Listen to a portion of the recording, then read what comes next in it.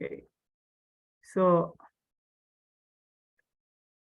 just to give you an idea what the course is all, the topic is all about. So usually,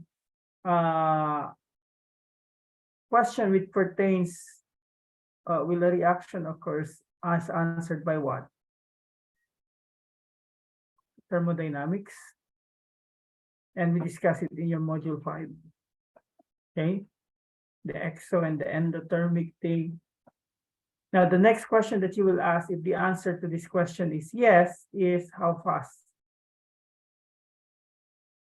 the reaction is. And that is where kinetics comes in. So kinetics deals with how fast or slow the given reaction is. Okay. So maybe we could relate in your kinetics yung questions or diamonds forever. Because usually if you have a diamond, that's just carbon.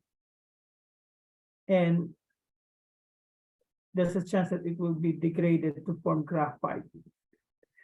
Now, the thermodynamics to that is yes, it happens, but the kinetics of that, no, it will take a while. That's why we can say diamond is forever in a lifetime. Because for the diamond to degrade to this pencil lead that you have, which is graphite, it will take millions of billions of years to happen. Okay, so ganyan kaslo yung kinetics.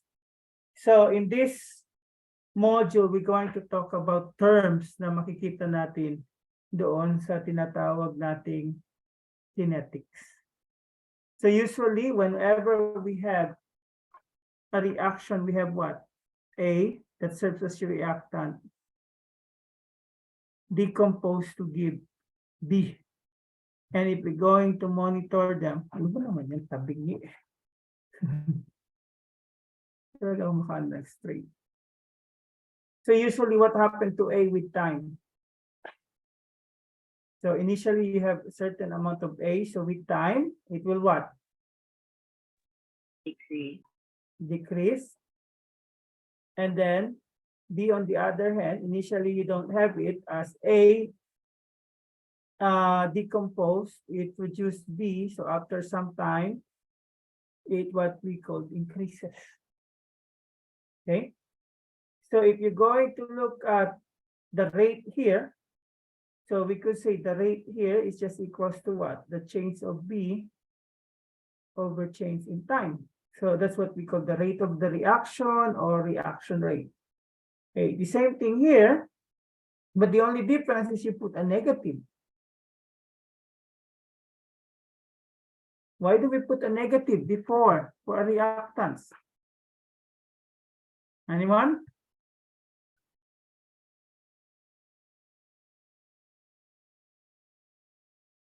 Pwede magsalita.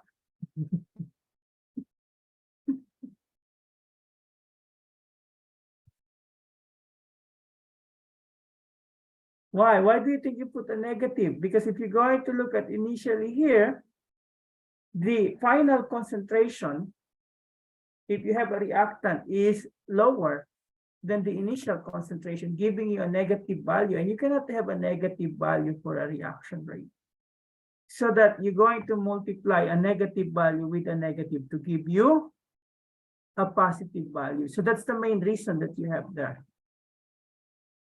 Okay?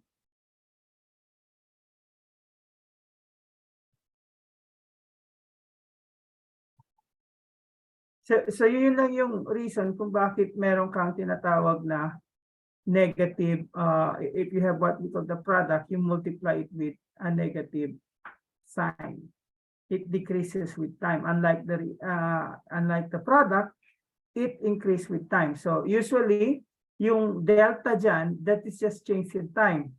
Final concentration minus initial concentration. So it happens only in what?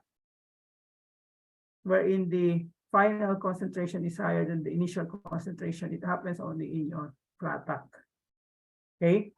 So yan yung way of what we call expressing your reaction rate. So sabi nga doon, rate is just equals to the change of the concentration of the product over the change in time, or rate is equals to negative concentration of the reactant over the change in time.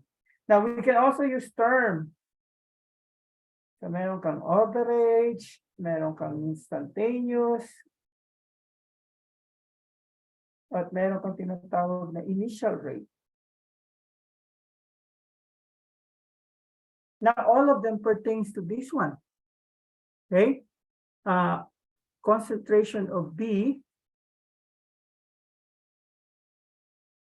let's say final, minus concentration of B initial over final time minus initial time. Lahat yan, pareho lang. Okay, but the difference between them is, we could say, if we're talking about the average rate, it's the overall from the beginning to the end until the completion of the reaction. Now, when you're talking about instantaneous rate, this is at a certain instant of time. Okay, so we could say we can compare this in real life. Hindi kasi ako sanay sa Manila, so usually ang ginagamit ko dito ay yung sa New York. So usually New York to, ano ba tawag dito, DC, it's around 4 hours, right? But what happened, yung speed ng pagtakbo mo is different. Let's say coming out of New York kasi matraffic, medyo mabagal. But once you get to New Jersey, going to Philadelphia, mabilis na yung takbo dyan. So yun yung instantaneous rate. Now yung initial rate naman, ito yung instantaneous rate, but at time zero when the reaction commences. So yun yung masasabi natin, the same definition, but the terminology is applied at a certain what we call situation. Okay? So question doon. Sa explanation na yun. Do you have any question? Now, so we talk about reaction rate, we talk about the rate of reaction. So it's just the change in the concentration of products over time, or the change in the concentration of reactants over time times the negative. Now, we can also compare the reaction rate with one another. Okay? And we can express it. Kaya ang tawag dito is yung tinatawag na rate expression. So when we're talking about rate expression, we are comparing the rate of, let's say, the reactant being decomposed with the formation, with the rate of the formation of the what we call product. Okay? So ang main way to write the rate expression is still the same thing as that one, but we follow some sort of a formula. So we have it like this.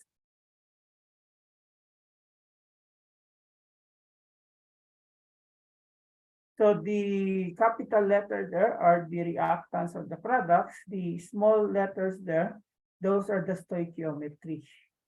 Now, when you're going to look at the rate expression, you're comparing how's the rate of the decomposition of A compared with the decomposition of B, with the formation of C, and the formation of D. So yan yung tinatawag nating rate expression. Okay? So the way that we do it is usually negative 1 over whatever the stoichiometric, and then you multiply it with A. And then this one, negative 1 over B, delta B over delta T. And that is also equals to 1 over C. So, no, wala nang tong negative. It's 1 over C, delta C over time. And then 1 over D, delta T over time.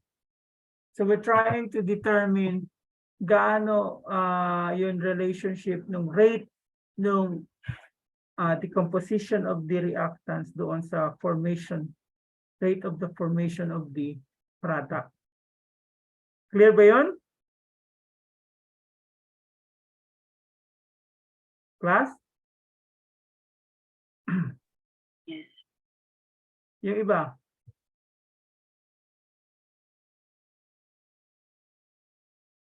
Now, we can make a comparison. Ayaw magano ng aking daga.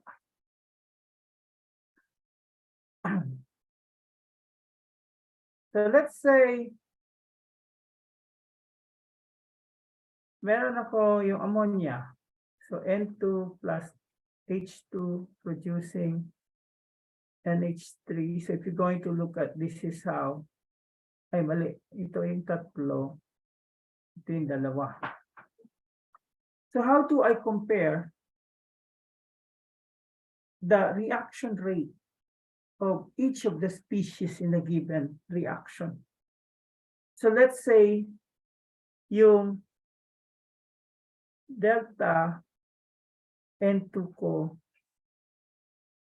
is equals, let's say, to 1.0. Lagyan natin 10 to the negative 5. So ano ngayon yung corresponding H2 at corresponding NH3? So how do we solve that? So ilagay natin yung relationship ng bawat isa. So let's say this one. So this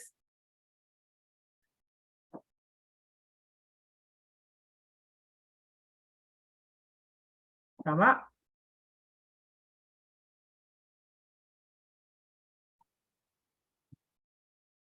Now we could say they're both negative kasi parehong decomposition. Now, what is given? This one. So we're given like as 1.0 times 10 to the negative 5. Right?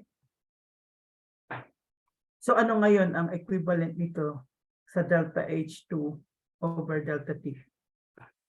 What do we need to do para maging delta H2 over delta T yung one side? Multiply 1. Multiply by what? 1/3. Is it 1/3? Because we want it to be like this one. So we multiply both sides by 3. So makakancel na yan dito at ano na lang matitira? Yung equivalent niya na this 3.0 times 10 to the negative 5. Because you multiply it by 3. Is that clear?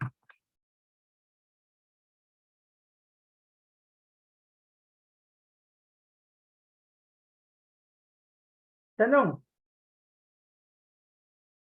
Baka kasi may lumabas na ganun. I have not looked at the exam yet, but once I have the time, I'm going to look at it. At, of course, I'm going to prepare you on how to do it. Now, how about the other one? So we have the delta N2 over delta T, and the other one would be 1/2.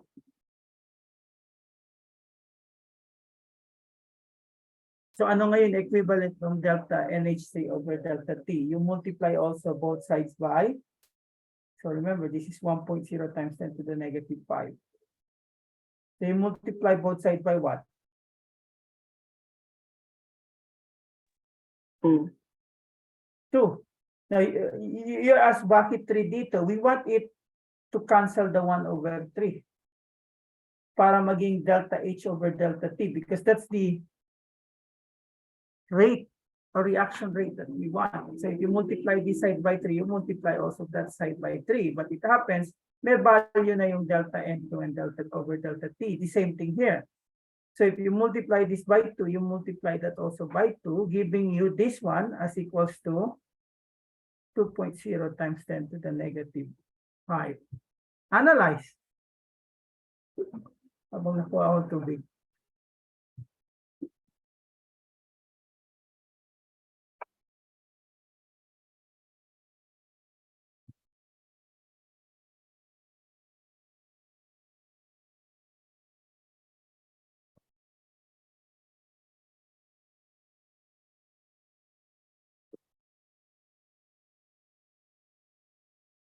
And there's an example that you have there.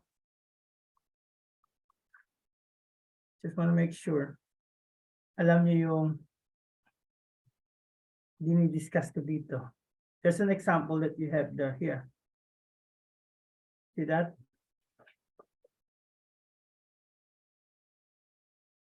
So dito magkaiba pa sila, oh. So here, if you want to express 1, so you multiply both sides by 4. So if you multiply both sides by 4, makakancel yun dito.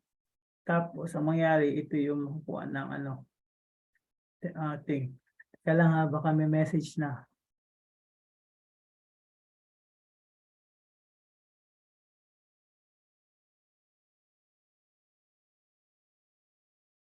Oh, wala pala. Wala pa rin.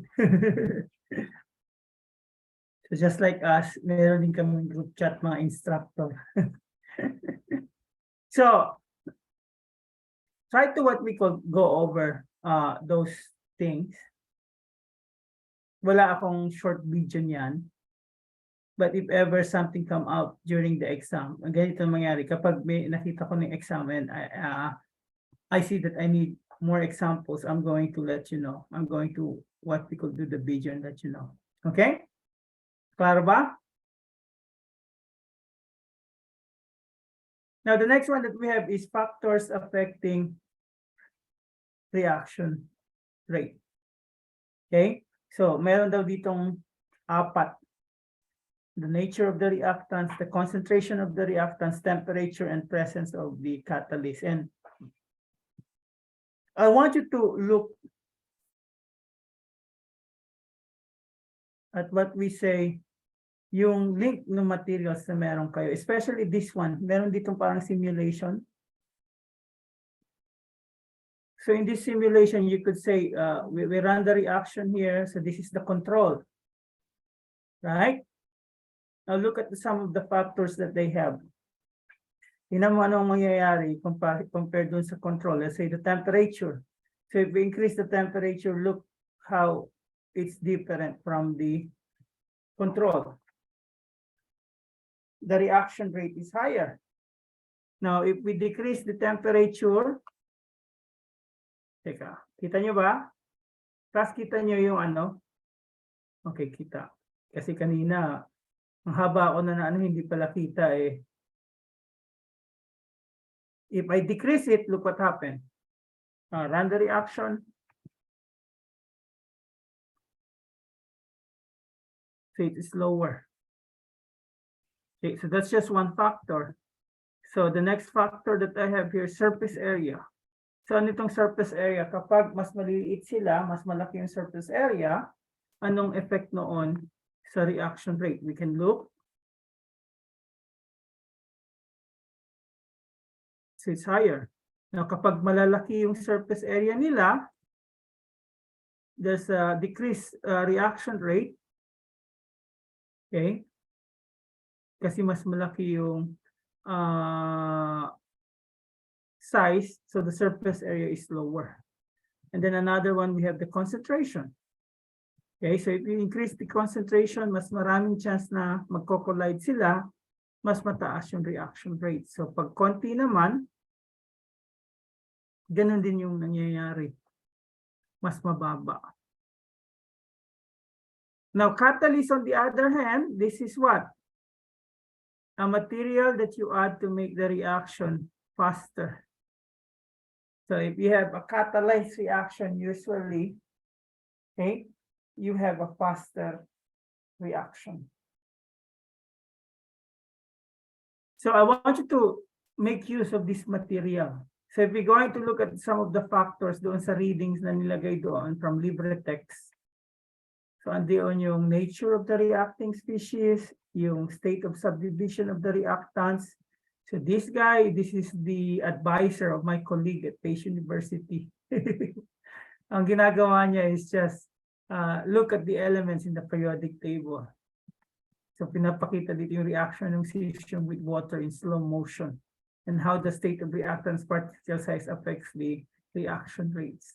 So if you're going to look at these, what we call different factors, I can use an analogy of this as the cars. sa parking lot. So ano bang malaking tindahan dyan? Kasi dito Walmart, ewan ko dyan. Ano yung kay Ayala? Ali Mall? Or SM? Ano pa, SM na lang naman eh. So imagine the cars as what we call the reactants. So usually for the reaction to occur, okay, the reactants should collide with one another. So ibig sabihin, kapag meron kang cars, meron kang reactants, okay, para mag-ano reaction, kailangan nilang bumangga sa iba pang cars. So, ano yung concentration? So usually we could say concentration is what? Yung dami ng kotse. So the higher the concentration, the higher chance that they will collide with one another.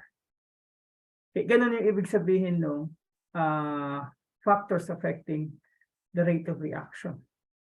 Okay, so the more concentration that you have, the more reaction, the more products that form. If you're going to look at the reaction, usually after some time, the reaction what? Slow down.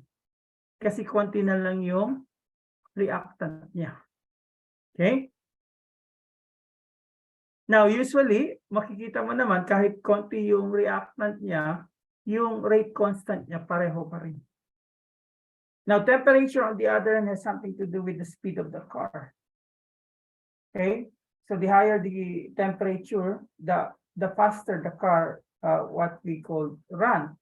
And the faster the car run, the higher probability for it to collide with another car. Ganun yung ibig sabihin nun. The effect of the temperature. Okay? So question on these factors. Before we go on this so-called rate law.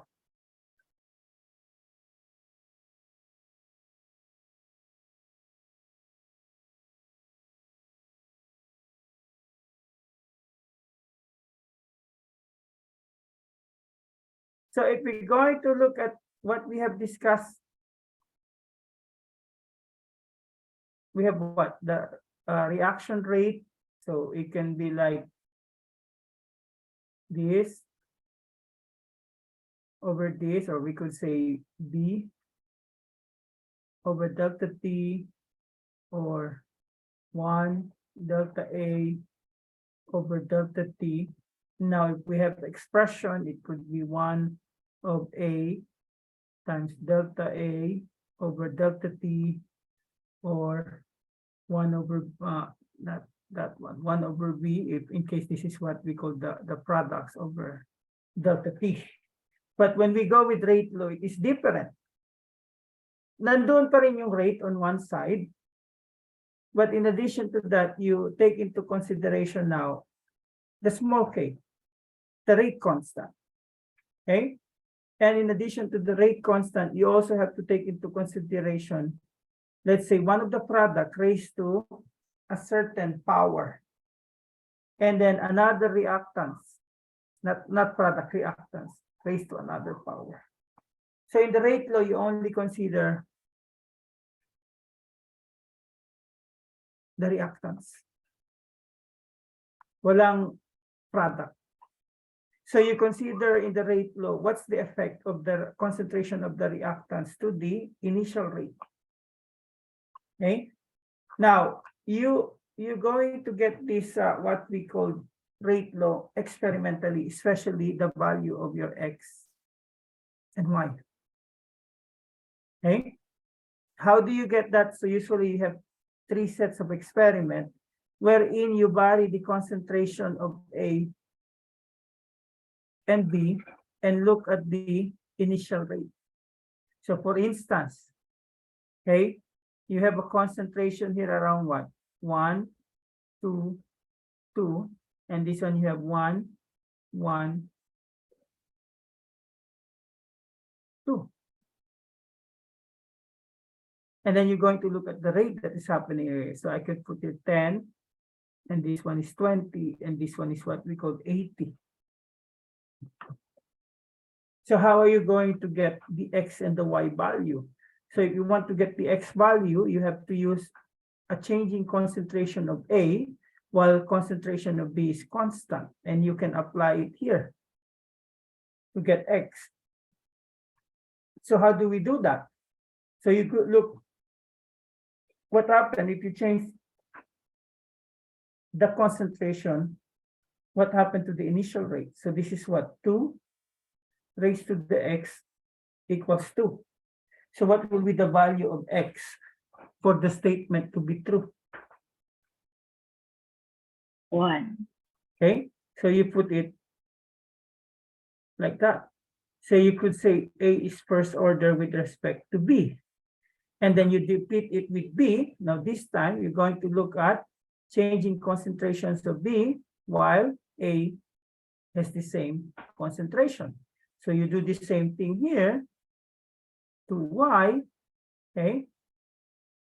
Now, before you do that, 2 over 1, and then you have here 80 over 20.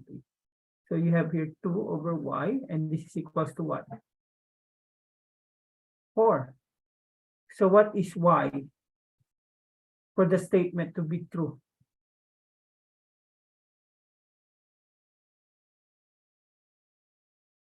So this one should be 2. So if we have 2 raised to the 2, that is equals to 4. So now that you have it, you can now put the rate law as rate is equals to K times A, okay, times B squared. So you do it experimentally. You don't get the value here from the coefficient. They don't have any relationship.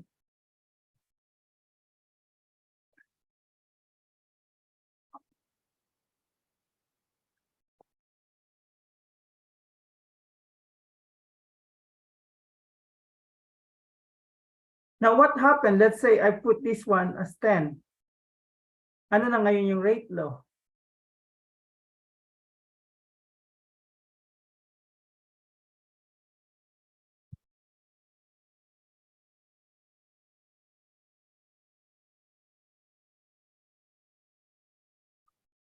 Will there be changes? Yes. Saan? Ito. So 10 na to. So ano mangyari dito? 2x, this is equals to 1. So ano mangyari dyan? Ano yung x dito? Is it still 1? 0. So this is now 0. Now how about this one? So 8 dito tapos ito naging ano na? 10. So ano mangyayari dito ngayon? 8. So y now is equals to 3, right? So yung rate mo ngayon, yung rate law mo, it will just be like this. Wala na yung A, it's now B raised to 3.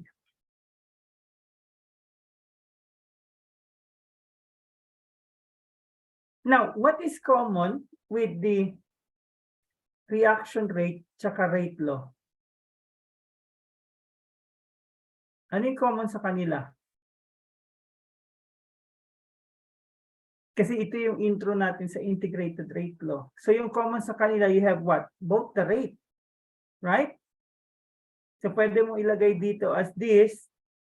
No, not product. So let's say the A equals to K. So depende kung ano, raised to 0, raised to 1, or raised to 2. Okay? So dito na yung tinatawag natin integrated rate law. So ano yung tinitingnan ng integrated rate law? It looks at the change in the concentration at a given time. Okay?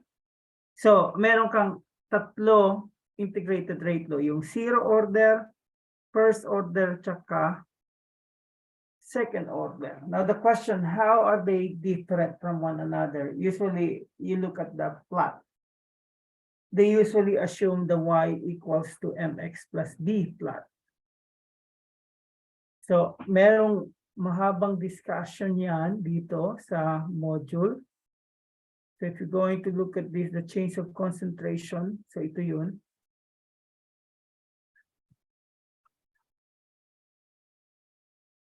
So if you're going to look at here, So pwede mo silang i-plot yung zero order. You can plot it in this form.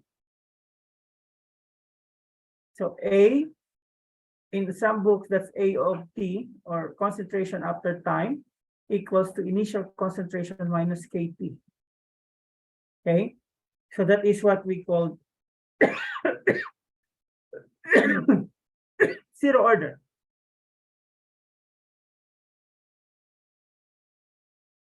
Zero order. So ito yun. Usually ganyan yan eh. Tapos yung first order,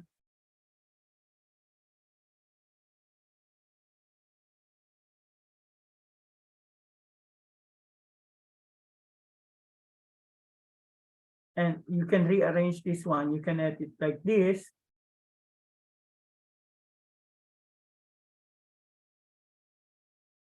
Or you can make it like this.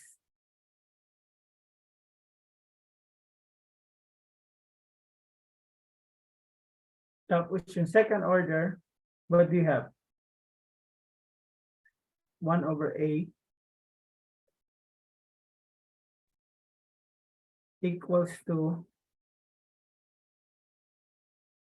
parang ganun din. Yung i-ano muna natin yung original one. So this is the initial one equals KT. So if we're going to look at that one, it will be 1 over A0 plus KT. Now, all of them assume the slope of the line, y equals to mx plus b. Now, my question is, what is x in all of these integrated rate laws? Ano yung x value? Ano yung x niya? Anong factor yun?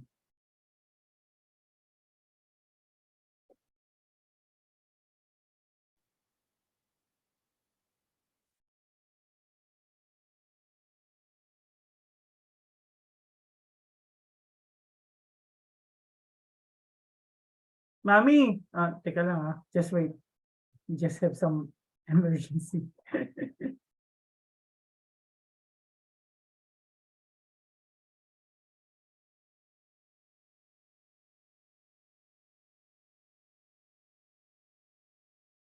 Five minutes lang.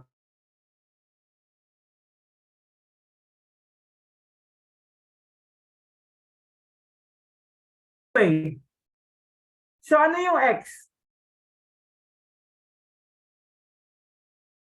What is your x there? It is what? Yung time. Because what you're trying to do here is you monitor the reaction progress with time. Now, the question now is, how does the plot looks like? Sa zero order, sa first order, tsaka sa second order. So ano yung nasa y-axis mo? Time is always the x-axis. So in a zero order, ano yung y-axis mo? Anyone? If you're going to look at the formula that I gave you.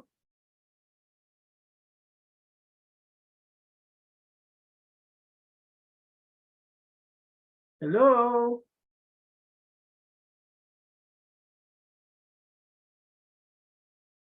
Wala. Nawala na. Is it K? Look at that. Y equals to mx plus b. So how do I put it in terms of that one? So it is A of t equals to initial A minus KT. So I have here AT for a zero order. Now for a first order, what do I have? Time equals to, or time versus ln of 80. ln of 80 is the one that you have, this one. So you have to have the y equals to mx plus b. And then here, you have time. At ano yung y-axis mo? Dito. Anyone? Hello?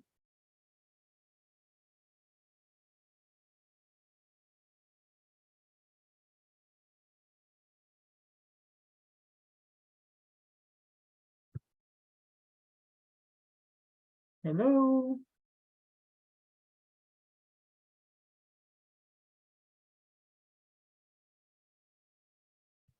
So it is equals to 1 over 8t.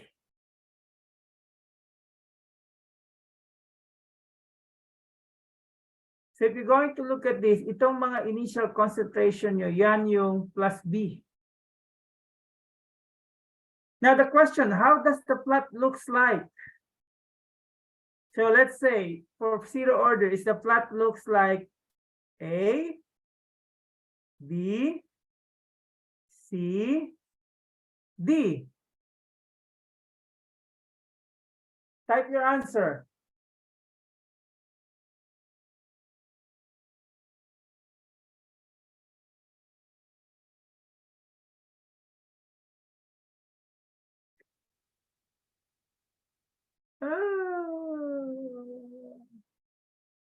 What is the slope here?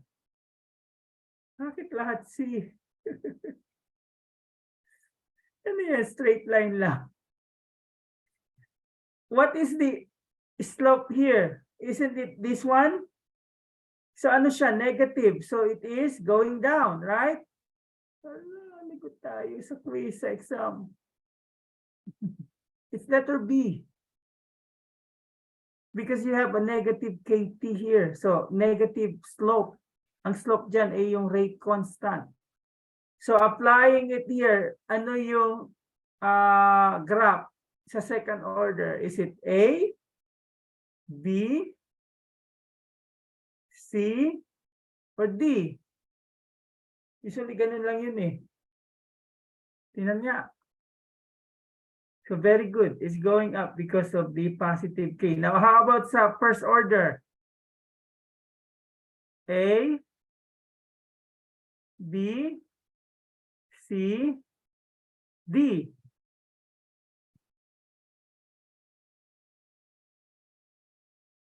Yes, it's B. So tandaan nyo ha, sa zero order, it's time yung X, A of T yung Y.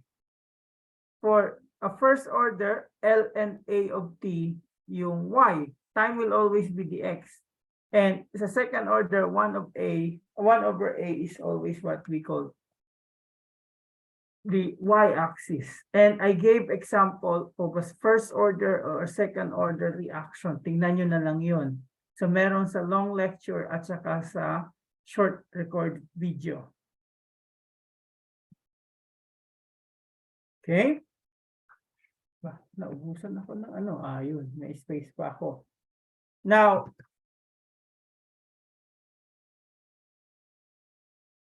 going to go to the module. Yung slope ng first order is a negative KT.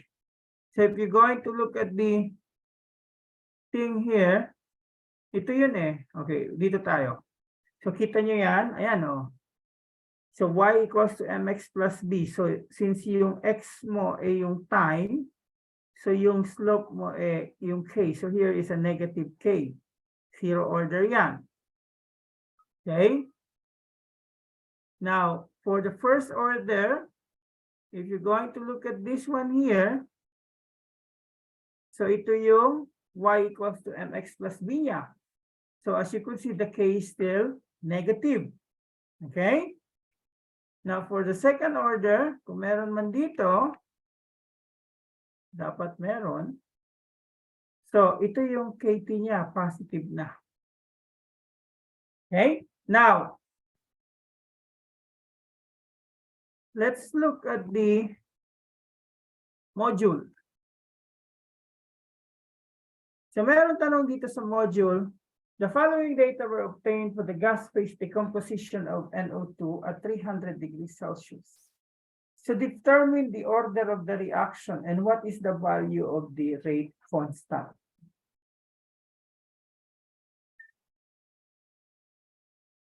How are we going to answer that question? So to answer that question, you have to plot the time here versus X. That is the zero order. And then the time here versus the ln. of the NO2. That is the first order. And then the time versus 1 over NO2, yan yung tinatawag nating second order.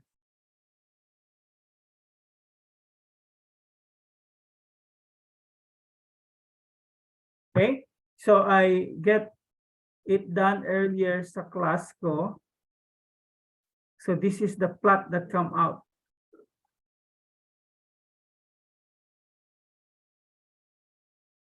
So you see here the zero order. So alin yung masasabi nating tamang order?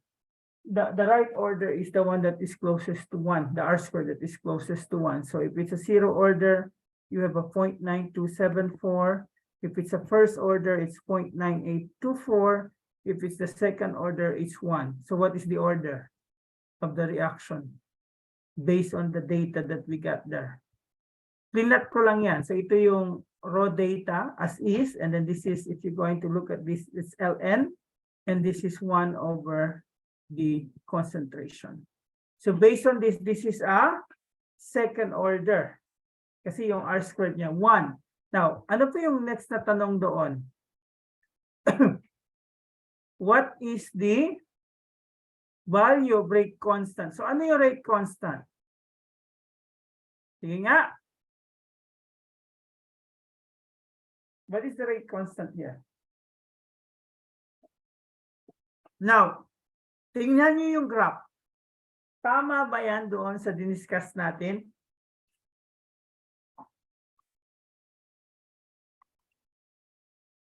Look at the graph. O, di ba yung zero order tsaka first order pababa? Kita nyo pababa din dito. Pero yung second order paakyat. So you see now the difference on the graph of the different integrated rate law. Now, ano ngayon yung rate constant dito? Sige nga, type nyo. Kung makita ko lang kung maintindihan nyo. So if it's a second order, what is the rate constant? What's the value of the rate constant?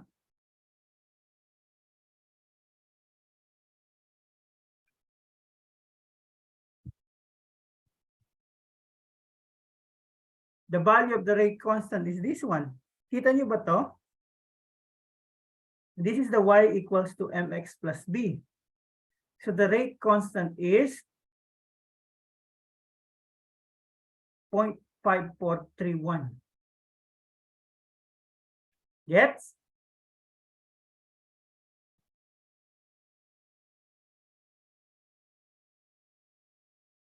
Kasi doon yan sa y equals to mx plus b, yung m yung slope. Yung slope, yun yung k.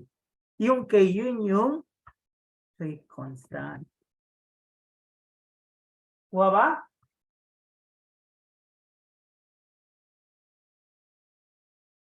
Question so far?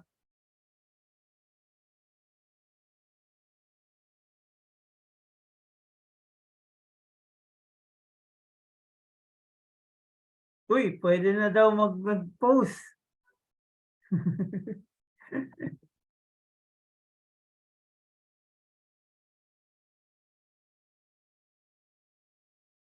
Nakita ko sa cellphone ko, pwede na daw. So, yung raw score na nyo yun, over 82 ata yun eh.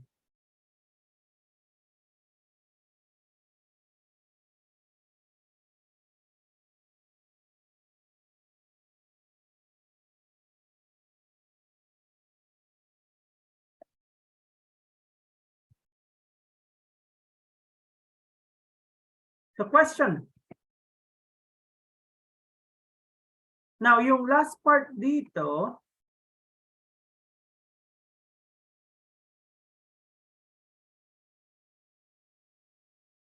is yung tinatawag na collision theory. And it's a little bit long, yung collision theory.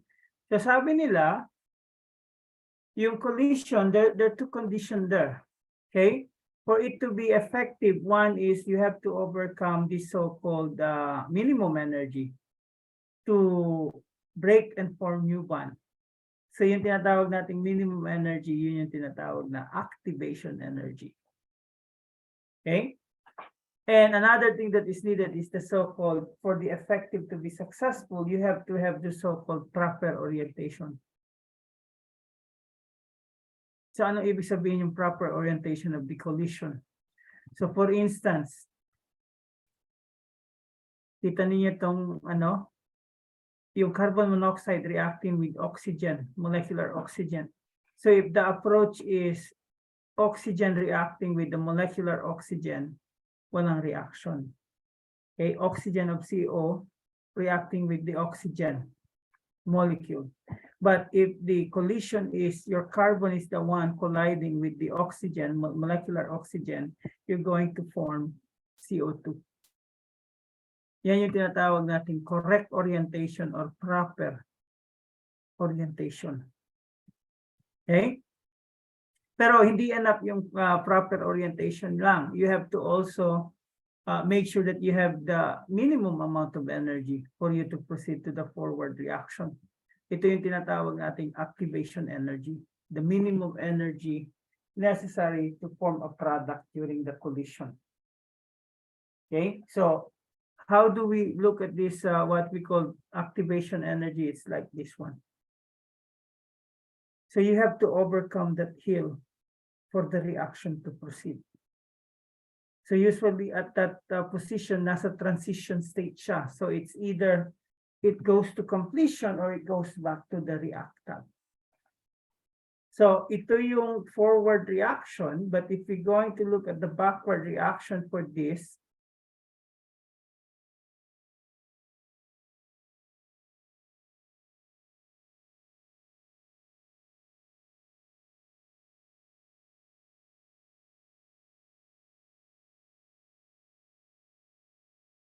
so if this is the, if for this is the activation energy, so saan naman yung activation energy nung backward reaction yan?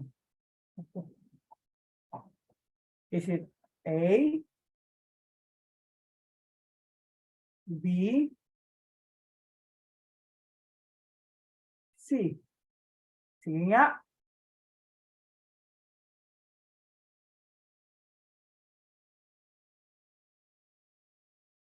Saan or alin yan yung activation energy nyo? A, B, or C? Yung iba? Si Shai lang nasagot eh.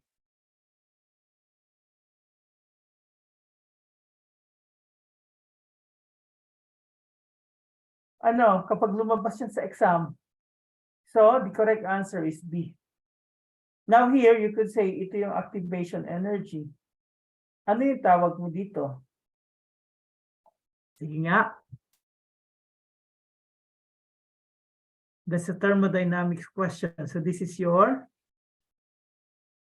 delta H. The enthalpy. Okay? Now, when they look at the relationship of K with respect to temperature, they saw that there's a direct relationship. Pag tumaas yung K, pag tumaas yung temperature, tataas din yung K. Temperature, we could say, is just the speedometer of your molecules, the movement of your molecules. So kapag tumaas yung temperature, tataas yung rate constant mo. Okay, and I have an example problem on that, yung tinatawag na Arrhenius equation on it. So this is how you look at this one. So here, T2 has a higher concentration than T1, so there's a lot of number of molecules here compared to the one that you have a lower temperature. So you can plot it 1/T over ln K. So usually the formula that you have is this one. Ito. Ln of K1 over K2 equals to activation energy over R times 1/T2 minus T1, and both temperatures should be in Kelvin scale. Or ito yung alternative form niya. And I have an example on that doon sa short video. And that's all that we have for today. That's the summary of Module 8. Dati may Module 9 pa, nuclear chem, but I think they removed it. So that's it. Tanong. So all you have to do from here until Tuesday is the problem set, right? So I hope the lecture and the short videos, the recorded lectures is enough to give you the necessary tools to answer those questions. So isa-set ko ng midnight nung Tuesday, and then after that, I'm going to release the key. And then you take a break, tapos quiz kayo bago tayo mag-meet for a review for your exam 4. May schedule na ba kayo sa ibang course nyo?